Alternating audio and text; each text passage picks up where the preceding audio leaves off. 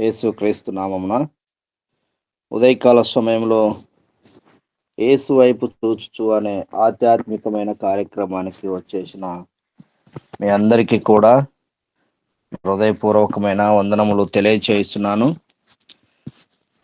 మరియు అదేవిధంగా మీ అందరికీ నూతన సంవత్సర శుభాకాంక్షలు తెలుపుతూ ఉన్నాను. చాలా సంతోషం, మనము మరొక నూతన సంవత్సరంలోనికి ప్రవేశపెట్టి ఉన్నాం. దేవుడి యొక్క మహాకృపను బట్టి, దేవదేవుడు మనకు అనుగ్రహించినటువంటి ఆయుష్ని, ఆరోగ్యమును బట్టి మరొక నూతనమైనటువంటి దినంలో మనము ప్రవేశించటానికి దేవుడు ఇచ్చిన ఈ యొక్క ఉన్నతమైనటువంటి అవకాశమును బట్టి దేవదేవునికి కృతజ్ఞతాస్తుతులు, స్తోత్రములు చెల్లించబద్ధులమై ఉన్నాం.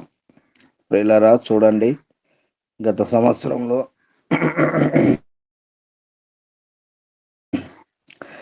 సంవత్సరంలో మరి 2024 సంవత్సరం మనం ఎన్నో పరిస్థితులను, ఎన్నో ఇబ్బందికరమైనటువంటి వాతావరణాన్ని మనం చూసి ఉంటాం.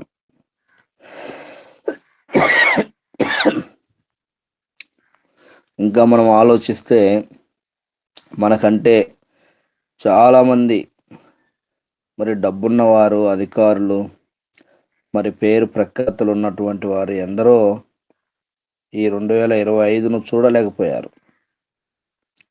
అల్పులముగా ఉన్న మనల్ని దేవుడు తన యొక్క మహాకృపను బట్టి కాచి, కాపాడి, సంరక్షించి, ఆయన మనల్ని పోషించి, ఆరోగ్యమునిచ్చి, ఇదిగో ఈ యొక్క నూతన సంవత్సరంలోనికి మనల్ని అందరినీ నడిపించిన దేవదేవునికి సంపూర్ణమైనటువంటి కృతజ్ఞతాస్తుతులు, స్తోత్రములు చెల్లించబద్ధులమైనాం. ఒకసారి మనం దేవుని వాక్యంలోనికి మనం వెళ్దాం. పరిశుద్ధ బైబిల్ గ్రంథముని మనం తెరిచి యెషయా గ్రంథము, హెజ్కేల్ గ్రంథము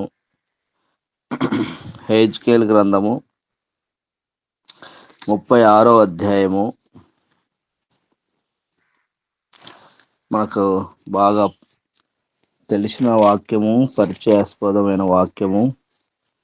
36వ అధ్యాయము 26వ వచనాన్ని మనం జ్ఞాపకం చేసుకుందాం.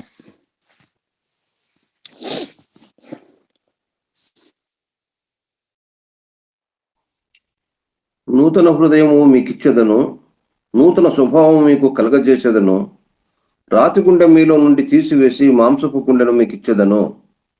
చాలా అయ్యగారు, వాక్య భాగాన్ని చదివి వినిపించిన అయ్యగారికి వందనాలు. ప్రార్థించుకుందాం, చిన్న ప్రార్థన చేసుకొని వాక్య సందేశంలోకి వెళ్దాం. పరమందు ఆశీనుడు అయ్యున్న గొప్ప దేవ, శక్తిమంతుడా, పూజార్హుడా, నీ ఉన్నతమైన నామమునకు కృతజ్ఞతాస్తుతులు, స్తోత్రములు చెల్లించుకొనిచున్నాం దేవా. ఉదయకాల సమయంలో ప్రభువా, వేకువ జామున నీ మెల్లని స్వరాన్ని వినటానికి మాకు ఇచ్చిన ఈ మహాకృపను బట్టి వందనాలు తండ్రి. దినదినము నీవు మాకు ఆయుష్నిస్తున్నావు, దినదినము మాకు ఆరోగ్యంనిస్తున్నావు. దినదినము ప్రభువా, నీ కృపలో మమ్మల్ని భద్రపరుస్తున్నావు. అందును బట్టి నీకు వందనాలు, స్తోత్రములు చెల్లించుకొనుచున్నాం దేవా. నీవు ఉన్నవాడవు, అనువాడవు కనుక నీకు వందనాలు. ఈ ఉదయకాల సమయంలో తండ్రి, మాతో నీవు మాట్లాడండి.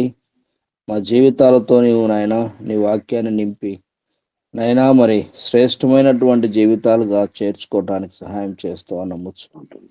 మా ప్రభువును రక్షకుడైన యేసుక్రీస్తు నామమున ప్రార్థించి పొందుకొని ఉన్నాం తండ్రి. ఆమేన్, ఆమేన్, ఆమేన్.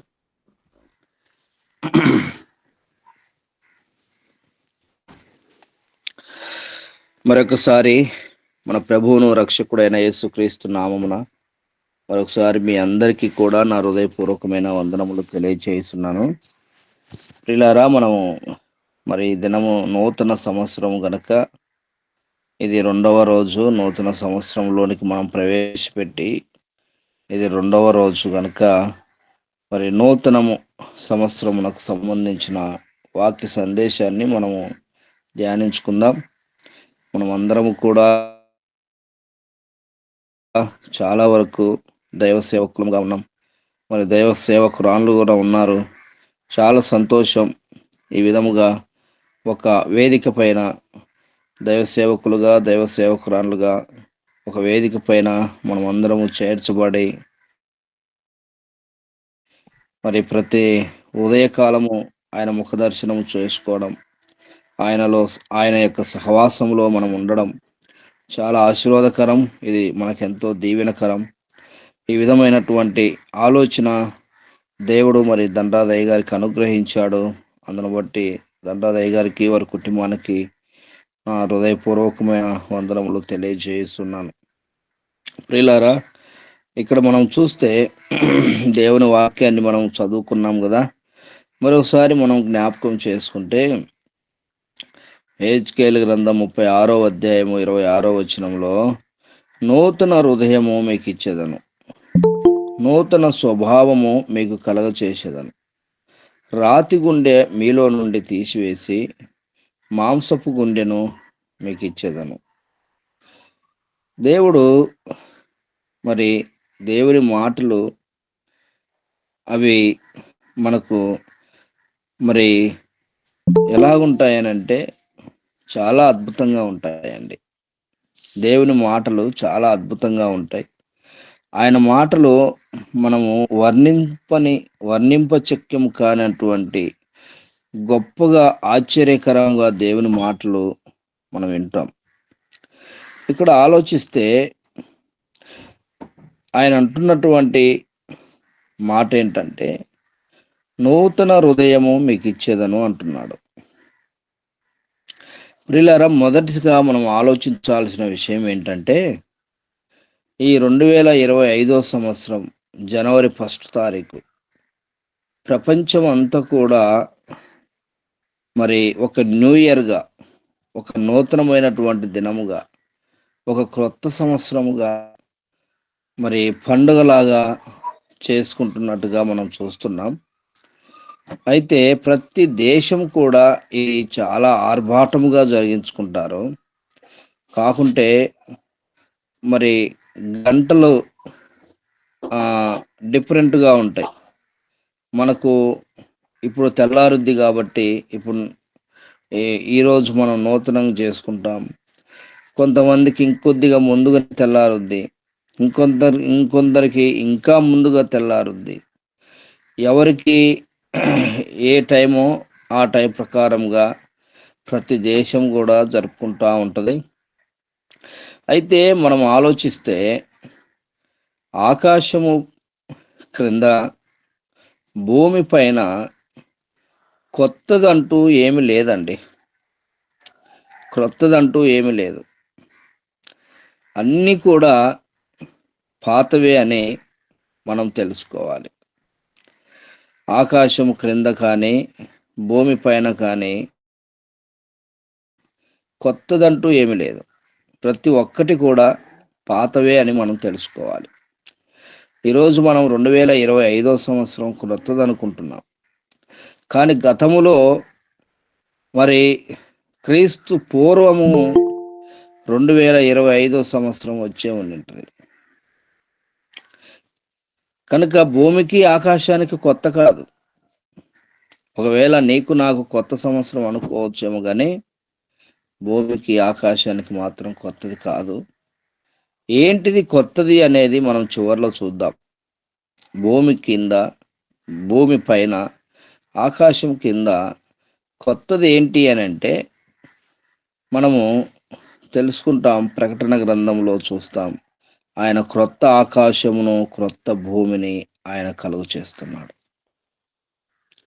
అది ఎప్పుడు వస్తుంది? ఆయన రాకడ తదనంతరము కొత్త ఆకాశము కొత్త భూమి, అది నూతనమైనటువంటి జీవితం. దాని కొరకు మనము పరిగెత్తాలి, దాని కొరకు మనము వేగిలపడాలి, దాని కొరకు మనము ఎదురు చూడాలి. ఇవి సహజమండి. 2025 జనవరి 1 అనేది మరి సహజం. ఇది వస్తూ ఉంటాయి. 2025 వచ్చింది, రేపు 2026 వస్తుంది నెక్స్ట్ ఇయర్. అయితే మన జీవితంలో ఇది క్రొత్తది కావచ్చేమో కానీ ఆకాశానికి భూమికి మాత్రం కొత్తవి కాదు. సరే ప్రియులారా, మరి దేవుని వాక్యంలో మనం చూస్తే ఆయన నూతన ఆత్మను మీకు అనుగ్రహిస్తాను అంటున్నాడు. నూతన హృదయము మీకు ఇచ్చేదను అంటున్నాడు. నూతన హృదయము మీకు ఇచ్చేదను అంటున్నాడు. నూతన స్వభావము మీకు కలగ చేసేదను అంటున్నాడు. ఆలోచిద్దాం, ఎందుకు దేవుడు నూతన హృదయాన్ని ఇస్తున్నాను అంటున్నాడండి? దేవుడు నూతన హృదయాన్ని, నూతన స్వభావాన్ని ఇస్తాను అని ఎందుకు అంటాడు? మానవుని యొక్క నిర్మాణములో ఒక హృదయమే ఉన్నదా అండి? ఒక స్వభావమే ఉన్నదా అండి? ఎన్నో ఉన్నాయి కదా. మానవుని యొక్క భాగాలను మనం చూస్తే ఎన్నో ఉన్నాయి. వాటన్నిటిని పక్కన పెట్టేసి దేవుడు ఎందుకు నూతన హృదయం గురించి మాట్లాడుతున్నాడు, నూతన స్వభావం గురించి మాట్లాడుతున్నాడు అనేది మనం ఆలోచించాలి. ప్రియులారా, దేవుడు మనిషి నుండి కోరుకునేది ఏంటి అనంటే, దేవుడు మనిషి నుండి కోరుకునేది ఏంటి అనంటే, ఆయన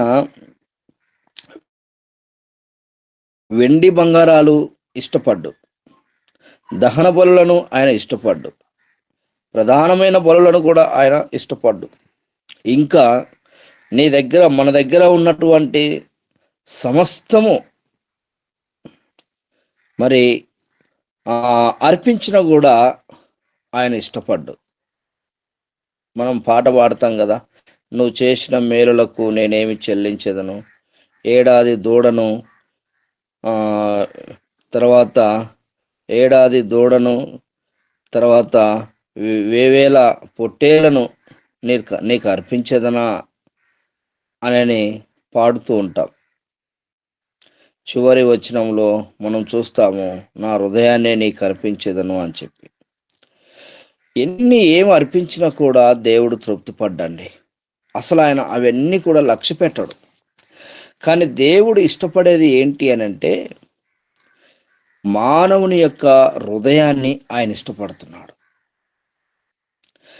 దేవుడు కోరుకునేటువంటి అతి ఇష్టమైనటువంటివి మనిషిలో ఏమైనా ఉన్నదా అంటే అది మన హృదయమేనండి. అది మన హృదయమేనండి. ఇవన్నీ కాదు కానీ మన హృదయాన్ని దేవునికి అర్పిస్తే దేవుడు ఎంత సంతోషిస్తాడు అని అంటే అంత సంతోషిస్తాడు. ఇంకొక విషయాన్ని మనం జ్ఞాపకం చేసుకోవాలి, దేవుడే సంతోషించడం కాదండి, దేవుని దగ్గరున్న దేవదూతలు కూడా సంతోషిస్తాయంట. అదే మనం చూస్తాము, భూమి మీద ఒక ఆత్మ రక్షణలోనికి వస్తే, భూమి మీద ఒక ఆత్మ మారు మనసు పొందితే, భూమి మీద ఉన్నటువంటి ఒక ఆత్మ దేవుణ్ణి తెలుసుకుంటే, పరలోకములో దేవదూతలు, దేవుని దగ్గర ఉన్నటువంటి దేవదూతలతో దేవుడు సంతోషిస్తాడని మనం దేవుని వాక్యంలో చూస్తాం. కనుక ప్రియులారా, ఈ నూతన దినాన్ని మనం పురస్కరించుకొని చేసుకుంటున్నటువంటి పండుగలో మనము మరిచిపోయి చేస్తున్నటువంటి విధానం ఏంటనంటే, మన హృదయాన్ని ఆయనకి ఇవ్వడం అండి. మన హృదయాన్ని ఆయనకి ఇవ్వకుండా ఏమేమో ఇస్తూ ఉంటాం, ఏమేమో తీసుకొస్తూ ఉంటాం, ఏమేమో ఆలోచిస్తూ ఉంటాం, కానీ ఇవ్వవలసినది ఇవ్వలేకపోతున్నాం. మనం ఏమి ఇచ్చినా కూడా దేవుడు తీసుకోడు, కానీ ఆయన తీసుకునేది ఏంటంటే మన హృదయాన్ని. ఈ హృదయాన్ని మనం ఎలా ఇవ్వాలి అని అంటే, నూతన పరిచి ఇవ్వాలి, శుద్ధి చేసి ఇవ్వాలి, దాన్ని క్లీన్ చేసి ఇవ్వాలి. మన హృదయాన్ని చాలా నీట్గా క్లీన్ చేసి దేవుని పాదాలకు మనం సమర్పించాలి. అప్పుడు ఆయన స్వీకరిస్తాడు. చాలామంది ఏం చేస్తుంటారంటే, హృదయాన్ని పక్కన పెట్టేసి ఏమేమో ఇస్తుంటారని చెప్పాను కదా, మరి ఆయన అంటున్నాడు, ఇదిగో నేను తలుపు నొద్ద నిలుచుండి తట్టుచున్నాను. ఈ తలుపు ఏంటనంటే హృదయం అనే తలుపు అండి. హృదయం అనే తలుపు నొద్ద నిలుచుండి ఆయన తట్టుచూ ఉంటే మనం ఏం చేస్తున్నామంటే డోర్ వేసుకుంటూ ఉన్నాం. ఎందుకంటే మన హృదయంలో స్థానం లేదు, మన హృదయంలో ఆయనకు స్థలము లేదు. ఎందుకు స్థలం లేదనంటే హృదయం అంతా నిండిపోయింది. దేనితో నిండిపోయిందంటే లోకానుసారమైనటువంటి వాటి కొరకు నిండిపోయింది. ఇప్పుడు ఆయన ఎక్కడికి రాగలడు? చూడండి, ఒకసారి మన చిన్ననాటి సమయంలో మరి రవి హృదయం అనే ఒక బొక్కును మనం చూసి ఉండింటాం. నాకు బాగా గుర్తు, రవి హృదయం రెడ్ కలర్లో ఉంటుంది. రవి హృదయం అని ఆ యొక్క బొక్కు కనపడుతూ ఉంటుంది. అందులో మరి లవ్ సింబల్ ఆకారంలో హార్ట్ ఉంటుంది. సూర్యుడు ఉంటాడు, సూర్యుని కాంతి ఉంటుంది. తర్వాత ఆ యొక్క హృదయంలో ఏముంటాయంటే రకరకాలమైనటువంటి విషపురుగులు మనం చూస్తాం. అవన్నీ వరుసగా ఉంటాయి. లోపల సూర్యుని కాంతి ఏమో బయటపడతా ఉంటుంది. అట్లానే ఇంకో పేపర్ ఓపెన్ చేసి చూస్తే మరి రవి హృదయంలో సూర్యుని కాంతి లోపలికి ఉంటుంది. ఈ విషపురుగులు అన్నీ కూడా బయట ఉంటాయి. అంటే ప్రియులారా, ఒక విషయాన్ని మనం గమనించాలి. ఒకసారి మరలా జ్ఞాపకం చేసుకుందాం, మరలా బొక్కును చూద్దాం. ఒకసారి గూగుల్లోకి వెళ్ళండి, తర్వాత గూగుల్లో రవి హృదయం అని టైప్ చేయండి, అవి మనకు కనపడతాయి. ఒకసారి మళ్ళీ చిన్నతనాన్ని మనం జ్ఞాపకం చేసుకొని ఆ యొక్క బొక్కును మనం చూసి సంతోషిద్దాం. అయితే దేవుడు ఇష్టపడేటువంటి అమూల్యమైనటువంటిది ఏంటి అని అంటే మన హృదయంలో, మన మన మన మన యొక్క బాడీలో హృదయమేనండి. అందుకనే ఇక్కడ ఆయన అంటాడు, మన హృదయానికి ప్రాధాన్యత ఇస్తూ ఆయన ఏమంటాడంటే, నూతన హృదయము మీకు ఇచ్చేదను, నూతన స్వభావము మీకు కలగ చేసేదను అంటున్నాడు. ఇవి ఎప్పుడైతే మనం దేవునికి సమర్పిస్తామో ఆయన నూతనత్వాన్ని మనకు కలుగు చేస్తాడు. ఎప్పుడైతే మనం దేవునికి మన హృదయాన్ని అర్పిస్తామో ఆయన నూతన స్వభావంగా మనల్ని మారుస్తాడండి. అయితే మనము దేవునికి మన హృదయాన్ని ఇచ్చేవారిగా ఉండాలి. ప్రియులారా, మరి దేవుని వాక్యం ఏం చెప్తుందంటే, ఇవన్నీ జరగాలంటే ఒక మనిషి యొక్క హృదయం మారాలంటే అంత సులువు కాదండి. నేను చెప్పినంత సులువు అదిగోండి, అక్కడ మనకు కనపడుతుంది చూడండి, రవి హృదయం అని అయ్యగారు టైప్ చేశారు. టైప్ చేసి గూగుల్లో నుండి తీసుకొచ్చి మనకు చూపిస్తున్నాడు. ఇది చాలా ఆలోచన కలగచేసేది, చాలా వర్ణింప శక్యము కానంత అర్థంతో కూడినటువంటి బుక్ ఇది. లోపల మనం చూస్తే చూడండి, రకరకాల విషపురుగులన్నీ అక్కడ ఉన్నాయి. నేను ఎప్పుడో చిన్నప్పుడు నా 5వ తరగతిలో చూసిన బుక్ మళ్ళీ ఈరోజు చూస్తున్నాను.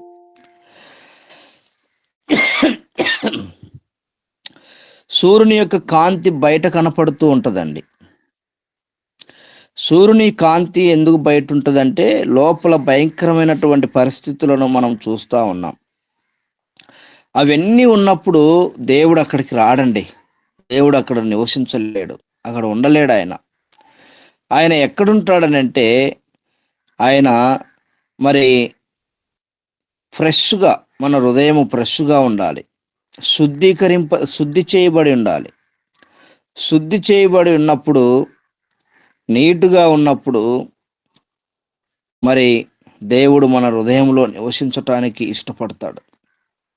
నూతన సంవత్సరంలో ప్రియులారా, మనం ఆలోచిద్దాం, మన హృదయాన్ని దేవునికి ఎలా అర్పిస్తున్నాం, మన జీవితాన్ని దేవునికి ఎలా అర్పిస్తున్నాం, ఆయనకు మనం ఎలా ఇవ్వగలుగుతున్నాం. ఆయన ఇష్టపడేటువంటి ఆ ఇష్టపూర్వకమైనటువంటి హృదయాన్ని మనం ఎలా ఇవ్వగలుగుతున్నాం అనేది మనం ఆలోచిద్దాం. ఇక్కడ ఆయన అంటున్నాడు కదా, నూతన హృదయాన్ని ఇస్తాను అని. ఆయన కోరుకుంటున్నాడు కదా నూతన హృదయాన్ని. అయితే ఒక మనిషి మారాలి అని అంటే, ఒక వ్యక్తి మారాలి అని అంటే అంత సులువు కాదండి. నేను చెప్పినంత సులువు కాదు, మీరు విన్నంత సులువు కాదు. ఎందుకనంటే మనము దేవుని వాక్యంలోనికి వెళ్దాం. ఆ ఇర్మియా గ్రంథంలో మనం చూస్తే, ఇర్మియా గ్రంథం 13వ అధ్యాయము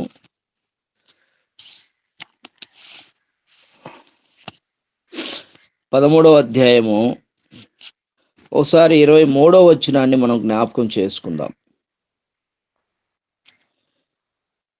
చదవండి, ఎవరైనా తీసిన వారుంటే. 23 సార్, 23 13 13వ అధ్యాయము ఇర్మియా గ్రంథం 23వ వచనం. 23 అండి, అయ్యగారు చదవండి. 13, 23. ఆ, కూసు దేశస్థుడు తన చర్మమును మార్చుకొనగలడా? చిరుతపులి తన మచ్చలను మార్చుకొనగలదా? మార్చుకొనిన ఎడల కీడు చేయుటకు అలవాటు పడిన మీరును మేలు చేయ వల్ల పడును.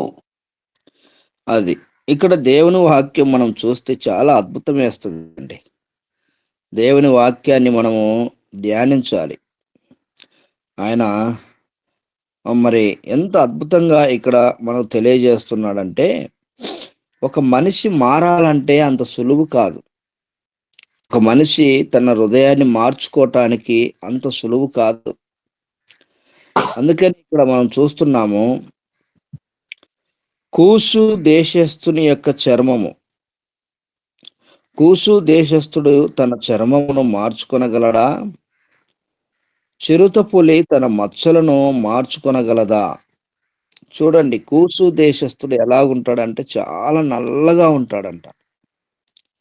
చాలా నల్లగా ఉంటాడు. అతని యొక్క చర్మము మారాలి అని అంటే అతను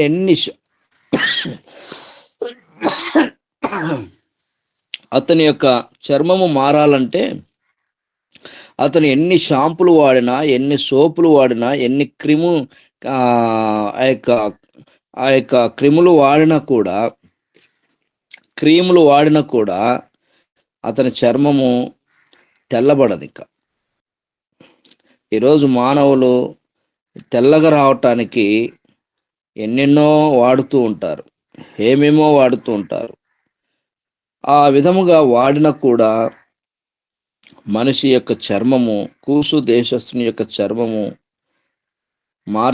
మార్చుకొనగలడా? అదేవిధంగా చిరుతపులిని మనం చూసినప్పుడు తన మచ్చలను మాత్రం మారవు. చిరుతపులికి ఉన్నటువంటి మచ్చలు మారవు. ఆ రెండు ఎలా అసంభవమో మారటానికి, మానవుని యొక్క హృదయము కూడా మార్చబడటానికి చాలా అసంభవం అని దేవుని వాక్యం మనకు తెలియజేస్తూ ఉంది. అవునండి, దేవుని వాక్యము ఈ దినము మరి విపరీతంగా వినపడుతూ ఉంది. ఎక్కడ చూసినా దేవుని వాక్యము స్వచ్ఛందంగా వినపడుతూ ఉంది. మనం చూస్తున్నాము, టీవీలో దేవుని వాక్యం వినపడుతుంది, సెల్ ఫోన్ ద్వారా వినపడుతూ ఉంది, ఫేస్బుక్ ద్వారా వినపడుతూ ఉంది, ఈ విధమైన గూగుల్ మీట్ ద్వారా, మరి జూమ్ల ద్వారా, ఇక రకరకాలుగా దేవుని వాక్యం వినపడుతూ ఉంది. కానీ మనిషి యొక్క జీవితము ఎలాగుంది అని అంటే, చాలా భయంకరమైనటువంటి హృదయం, చాలా భయంకరమైనటువంటి స్థితులు మనం చూస్తూ ఉన్నాం. ఇంతగా ఘోరమైనటువంటి పరిస్థితులను మనం చూస్తున్నాం. నేటి సమాజంలో మనం చూస్తే, ఈవెన్ మొన్న ఈ మధ్య కాలంలో జరిగిన ఒక విషయం, ఒక రైతు అప్పుల బాధకు తట్టుకోలేక 8 సంవత్సరాల బాలుణ్ణి, 12 సంవత్సరాల బాలికను, తన భార్యను పొలంలోకి తీసుకెళ్ళి ముగ్గురికి వరుసగా ఊరేశాడండి. కూతుర్ని, కొడుకుని, భార్యకు ముగ్గురికి ఊరేసి తను కూడా ఊరేసుకొని చనిపోయాడు. ఇలాంటి చెప్పుకుంటూ పోతే ఘోరాతి ఘోరమైనటువంటి విషయాలను మనం చూస్తూ ఉన్నాం. ఎందుకు ఇలాంటి విషయాలను మనం చూస్తున్నామనంటే, ఇంత విపరీతముగా దేవుని వాక్యం ప్రబలుతూ ఉంటే, ప్రజలు ఏమంటారంటే ప్రజరిల్లుతూ ఉంటే, మానవుని హృదయము ఎందుకు మారటం లేదంటే, మనిషి తన స్వభావములో ఉన్నంత వరకు దేవుని వాక్యము ఎంత వినపడుతున్నా పనిచేయదండి. తన యొక్క ఆలోచనలో లేక తన యొక్క స్వభావములో.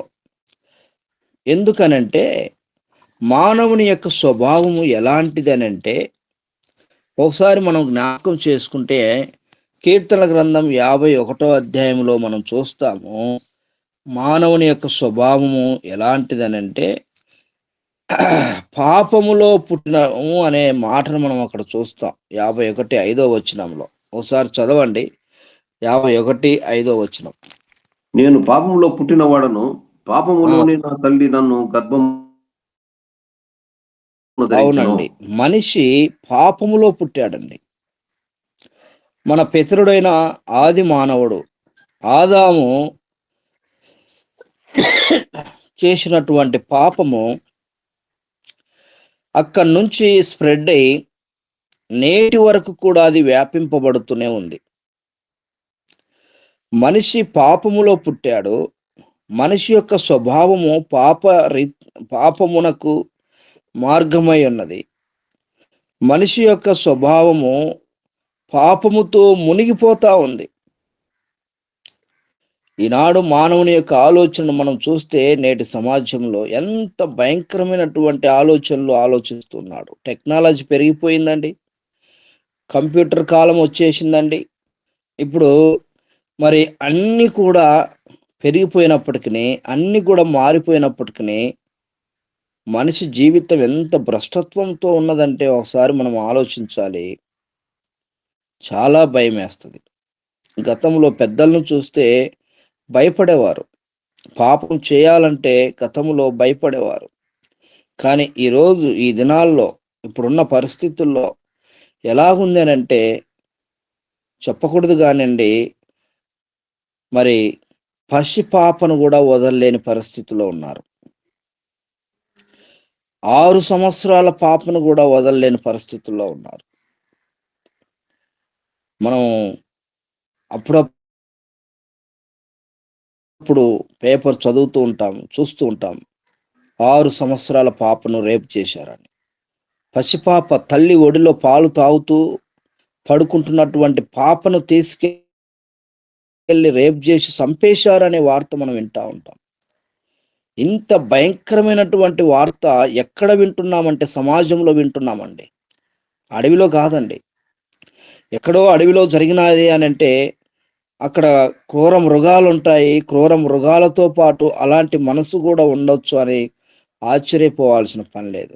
సమాజంలో మనుషులు సంచరించే ఏరియాలు ఇంత భయంకరమైనటువంటి వార్తలు చూస్తున్నామంటే మనిషి మనసు ఎలాంటిది అని అంటే ఇంకొక అడుగు మనం ముందుకేసి చూస్తే సామెతల గ్రంథంలో మనము 22వ అధ్యాయము 15వ వచనంలో మనం చూస్తే, సామెతల గ్రంథము 25వ అధ్యాయము ఒకసారి చూడండి. 22వ అధ్యాయము 15వ వచనం. 15వ వచనం. హృదయములో మూఢత్వము స్వాభావికముగా పుట్టును. శిక్షా దండము వానిలో నుండి తోలివేయును. అదే అండి, బాలుని హృదయములో మూఢత్వము. ఈ మూఢత్వము ఎక్కడ మొదలైందని అంటే బాల్య దశలోనే మొదలైందండి. బాల్య దశలో మొదలైనటువంటి మూఢత్వము ఇక పెరుగుతూ ఉన్న కూడా ఈ మూఢత్వం అనేది తొలగిపోవటం లేదు. ఏది ఆ కావాలంటే అది చేజిక్కించుకోవాలనే మూఢత్వంతో ఉన్నాడు. మానవుని యొక్క స్వభావం ఎలాంటిదంటే మూఢత్వంతో ఉన్నది. అది పాపముతో మునిగిపోతూ ఉన్నది. ప్రియులారా చూడండి, ఈ మూఢత్వము ఎక్కడ దాకా వచ్చిందనంటే అక్కడి నుండి ఇటు నుండి అటు నుండి నేరుగా సంఘాలలోనికి వచ్చింది. నేటి సంఘాలలో మనం చూస్తే ఒకప్పుడు ఒక ఊరిలో అందరు కలిసి ఒక ప్రదేశానికి వచ్చి చక్కగా దేవుని వాక్యాన్ని విని సంతోషంగా వెళ్ళిపోయేవారు. ఇప్పుడు కులానికి ఒక గుడి అయిపోయింది. కులానికి ఒక గుడి అంతేనా? అంతేకాదండి, వర్గానికి ఒక గుడి అయిపోయింది. ఇంటి పేరున్నంత వారందరికీ ఒక గుడి అయిపోయింది. అందులో మళ్ళీ చిన్నాన్న పెదనాన్న గారికి ఒక గుడి. ఇలా రకరకాలుగా ఏమైపోతుంది అని అంటే తెగిపోతా ఉన్నాయి బంధాలన్నీ.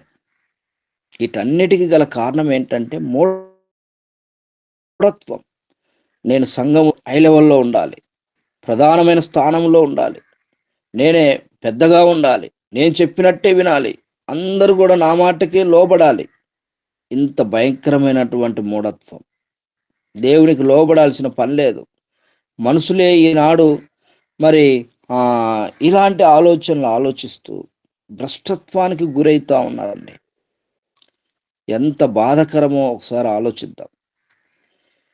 టెక్నాలజీని మారిపోతున్నాయి, పరిస్థితులు మారిపోతున్నాయి, రకరకాల కొత్తవి కనుగొంటా ఉన్నారు. కానీ మనసు మాత్రము రోజు రోజుకు జిగజారిపోతుంది అనడంలో, ఆ విధముగా చెప్పటంలో ఎంత అయినా మనం మాట్లాడుకోవచ్చు అండి. అవేమో రోజు రోజుకు పెరిగిపోతా ఉన్నాయి. మనిషి హృదయం ఏమో రోజు రోజుకు తరిగిపోతా ఉంది, అభివృద్ధిలో నుండి తరిగిపోతా ఉందండి. కారణం ఏంటంటే ఈ బాల్యం నుండి వచ్చినటువంటి మూఢత్వం. ఇది ఎలాంటిదంటే అక్కడ మనం చూస్తే 15వ వచనంలో మనం చదివాం కదా, బాలుని హృదయంలో మూఢత్వము స్వాభావికముగా పుట్టును. మూర్ఖుడండి. మనిషి ఎలాంటి వాడనంటే మూర్ఖత్వంతో ఉండేవాడు. నేను పట్టుకున్న కుందేలుకు 3 కాళ్ళు అంటాడు, 4రా బాబు అంటే ఒప్పుకోడు. అంత మూఢత్వం.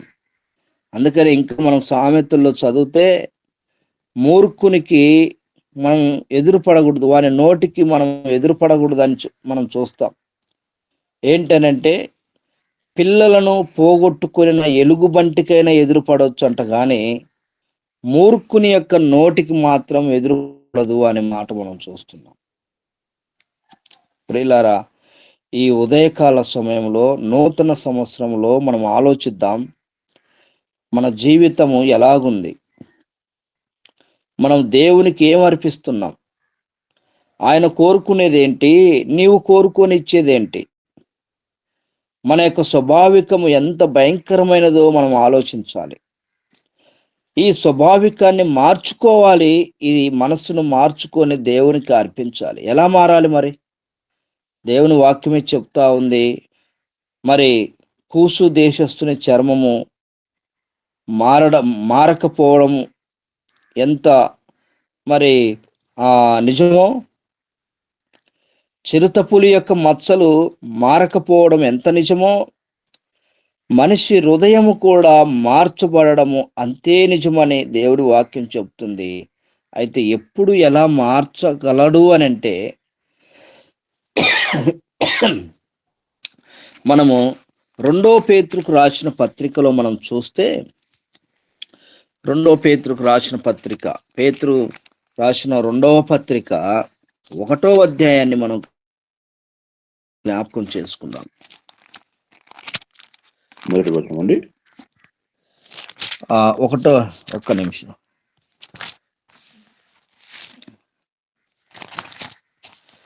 పేతురుకు రాసిన 2వ పత్రిక 1వ అధ్యాయము 4వ వచనాన్ని ఒకసారి చదవండి. 4-5 వచనాలు చదవండి. ఆ మహిమ గుణాతిశయములను బట్టి ఆయన మనకు అమూల్యములను అత్యధికములనైన వాగ్దానములను అనుగ్రహించి ఉన్నాడు. దురాశను అనుసరించుట వలన లోకమందున భ్రష్టత్వమును ఈ వాగ్దానముల మూలముగా మీరు తప్పించుకొని దేవ స్వభావం నందు పాలువారగునట్లు వాటిని అనుగ్రహించెను. ఆ హేతువు చేతనే మీ మట్టుకు మీరు పూర్ణ జాగ్రత్త గలవారై మీ విశ్వాసమునందు సద్గుణమునందు జ్ఞానమును. అయ్యగారు చాలండి. ఇక్కడ మనం చూస్తున్నాము దేవ స్వభావమునందు అనే మాట మనం వింటున్నాం. ఇప్పటి వరకు మనిషి యొక్క స్వభావాన్ని మనం చూశామండి. ఎంత భయంకరమైనదో, ఎంత మరి ఆలోచింపదగినటువంటి స్వభావము మనం విన్నాం. అయితే ఇప్పుడు దేవ స్వభావములోనికి మనం మారాలి. మానవుని యొక్క స్వభావము నుండి విడిచిపెట్టి దేవ స్వభావములోనికి మారాలని చెప్పి దేవుడు మనకేం చేశాడంటే అమూల్యములను అత్యధికములుగా మనకు వాగ్దానమును అనుగ్రహించాడండి. అమూల్యము అని అంటే మూల్యము చెల్లించలేనిది. ఆయన మరి మానవుని యొక్క స్వభావము నుండి దేవుని యొక్క స్వభావములోనికి ఒక వ్యక్తిని మార్చటానికి దేవుడే మానవునిగా ఈ లోకానికి దిగి వచ్చాడు. ఆయన అమూల్యములను చెల్లించాడు.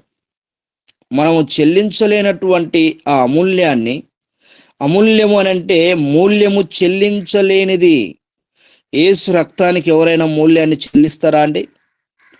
ఎవరైనా డబ్బు లిమిట్ పెట్టి ఎవరైనా కొనగలరా? ఆయన ప్రాణాన్ని ఎవరైనా కొనగలరా? కానీ ఆయన అమూల్యములను అంటే ఆ యొక్క మూల్యమును చెల్లించలేనివి మనకు అర్పించాడండి. దేనికొరకంటే ఈ మనిషి స్వభావము నుండి దైవ స్వభావములోనికి మారాలని. ఇది అండి నూతనత్వం అండి. ఇది నూతన జీవితం అండి. ఎప్పుడైతే మనిషి స్వభావము నుండి దైవ స్వభావములోనికి వస్తామో అది రియల్గా నూతనముగా మనము ఆనందించదగినటువంటి విషయం. మనము మరి మానవుని స్వభావము నుండి దైవ స్వభావములోనికి మారకుండా ఇలాంటి నూతన సంవత్సరాలు 1000 చేసుకోండి, 100 కాదు 1000 చేసుకోండి, ప్రయోజనం ఉండదు ప్రియులారా. కనుక దేవుడు కోరుకునేది ఏంటి అనంటే నీ హృదయము నా హృదయము మారాలని ఆయన మూల్యమును చెల్లించాడు. ఆ మూల్యం ఏంటనంటే తన ప్రాణమే. తన ప్రాణాన్ని మనకు అర్పించాడు, తన రక్తాన్ని మనకు చెందించాడు. అతను మరి ఆయన కలువరి శిలువలో ఆ మ్రాను పైన వేలాడబడుతున్నాడు. ఇవన్నీ ఎందుకు చేశాడండి ఆయన? మనం అక్కడ చూస్తాము, నేను నా తండ్రిని వేడుకుంటే కొన్ని సేనలు వచ్చేవి. అక్కడ మనము 6000 సేనలు అనే మాటను అక్కడ అర్థం ఉంటుంది. అన్ని మరి సేనలు వచ్చేటివి అని మనం చూస్తాం. కానీ ఆయన వేడుకొనడు. ఎంత వేడుకుంటున్నాడంటే, తండ్రి నీ చిత్తమైతే ఈ గిన్నెను నా ఎదుట నుండి తొలగించు అని అంటాడు. తండ్రిని రిక్వెస్ట్ చేస్తాడు. ప్రియులారా, ఇంత భారము, ఇంత కష్టము, ఇంత శిక్ష, ఇన్ని అవమానాలు ముఖము మీద ఉమ్మి ఊయడం, నువ్వు యూదుల రాజు అయితే మరి ఆ శిలువ నుండి దిగిరా అని హేళన పాలు కావడం, ఇవన్నీ ఎందుకో తెలుసా? మానవుని స్వభావములో నుండి దైవ స్వభావంలోనికి రావాలని ఆయన అంత త్యాగాన్ని నీ కొరకు నా కొరకు చేస్తే దాన్ని మరిచిపోయి నూతన సంవత్సరం అని సంకలు ఎగరేసుకుంటూ కొత్త కొత్త బట్టలు కొనుక్కొని కొత్తగా మరి అలంకరించుకొని కొత్తగా చేసుకొని ఏమేమో చేసుకొని మందిరంలో మరి చేస్తూ ఉంటే అవన్నీ దేవుడు ఆలకించడు ప్రియులారా. అవన్నీ దేవుడు కోరుకోడండి. అవన్నీ చేస్తే ఆయన ఇష్టపడ్డండి. ఆయన ఇష్టపడేది ఏంటనంటే, ఆయన కోరుకునేది ఏంటనంటే మన హృదయాన్ని. అందుకని అక్కడ మనం చూస్తాము, నూతన హృదయాన్ని నీకు ఇచ్చేదను అని అంటున్నాడు. ఎందుకు బాడీలో నుండి ఈ యొక్క హృదయానికి అంత ఇంపార్టెంట్ ఇచ్చాడు అని అంటే దేవుడు కోరుకునేది హృదయాన్ని గనక, ఆయన ఇష్టపడేది హృదయాన్ని గనక, ఆయన కావాల్సింది కూడా హృదయమే గనక నూతన హృదయాన్ని ఆయన మనకు అనుగ్రహించటానికి ఆయన ఇష్టపడుతున్నాడు. మరి ఇలాంటి హృదయంతో దేవుని ఆరాధిద్దామా? ఇలాంటి హృదయంతో దేవుని సన్నిధిలో చేరదామా? ఇలాంటి మరి నూతన స్వభావముతో మనము ఆయన్ను ప్రతి నిత్యము గణపరుద్దామా? అలా చేయగలిగితే ఆయన ఆనందిస్తాడండి. ప్రియులారా, పరలోకములో దేవుని దూతలతో ఆనందిస్తాడంటే ఎంత ఉన్నతమైనటువంటి ఆలోచన, ఒకసారి ఆలోచిద్దాం.